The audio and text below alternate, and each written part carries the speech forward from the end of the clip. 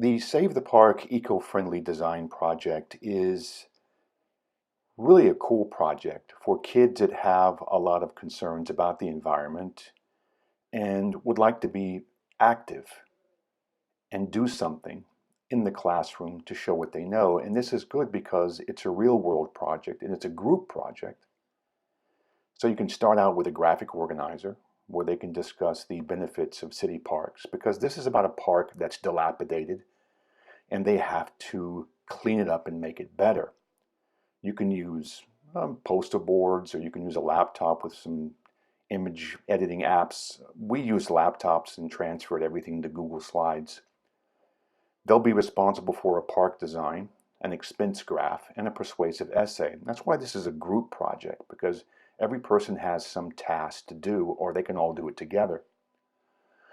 And there is some detail describing what they have to do and what is expected of them. As well, there is a rubric which is pretty in-depth, really. I wouldn't be too put off by all the functionality.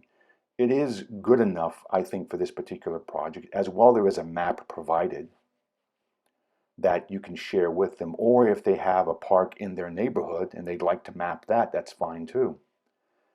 There is a link to a video which will introduce the project to the kids.